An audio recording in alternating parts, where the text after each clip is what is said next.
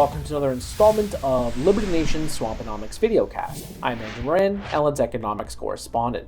Each week, I dive into the morass of top economic news stories and fish out compelling narratives, or I retrieve fallacies that have been accepted as conventional wisdom by the swamp creatures for years.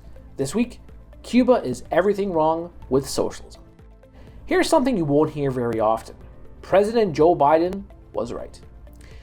During a joint press conference with German Chancellor Angela Merkel, the US president told reporters at the White House, quote, "Communism is a failed system, a universally failed system, and I don't see socialism as a very useful substitute." But that's another story. While this will certainly perturb the radical left wing of the Democratic Party, Biden was telling the truth. Communism is a failure, and socialism is lethal. As Ayn Rand famously wrote, quote, "Choosing between socialism and communism is like picking death by murder or death by suicide." As thousands rise up against a communist regime, the events are placing a spotlight on the decades-old socialist system that has been embraced by the Cuban government for years. Suffice it to say, Havana has adopted most of the socialist hallmarks that have created an environment of destitution and despair. Food shortages, a lack of medical supplies, skyrocketing price inflation, currency devaluation, censorship, disintegrating healthcare, and downright misery. These are the characteristics of not only Cuba, but every nation that has flirted with Karl Marx orthodoxy, from the Soviet Union to Mao's China to Venezuela. Even if Cuba placed a private property provision in the Constitution in 2018, the government still dictates what can and cannot be done on this land. This is why people flee Cuba and other socialist states and venture to the United States. Leftists, including the likes of Representative Alexandria Ocasio-Cortez, assert that Cuba is in dire straits because of America's trade embargo. While this is certainly a contributing factor to the economic dilapidation in Cuba, many people on the ground point to the regime's infatuation with socialism as the primary cause of widespread suffering. Cubans are not seeking refuge 103 miles north of the island because of an embargo. They are seeking the attributes of Western civilization: individualism, freedom, capitalism, and reason.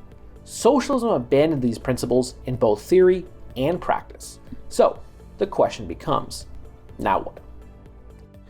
The nationwide demonstrations are still young, so there's a lot more to happen in the months and weeks to come. Will it lead to the collapse of socialism either in Cuba or elsewhere in Latin America? Doubtful. Even if the protesters achieve their goal of ousting President Miguel Diaz-Canel as a merry brand of communists, who or what will be replaced with? Probably more of the same economic policies. That said, as has been apparent over the last century, despite socialism's long list of failures, politicians and bureaucrats keep trying it out, expecting different results. This is the definition of insanity. Indeed, it is a Sisyphean tragedy whereby every time the socialists think they have cured poverty and manufactured a paradise, the boulder rolls down the hill. The Greek legend represents man's eternal struggle against the absurdities of life. As such, socialism could be likened to man's forever delusion that he can construct a utopia through the means of central planning and force.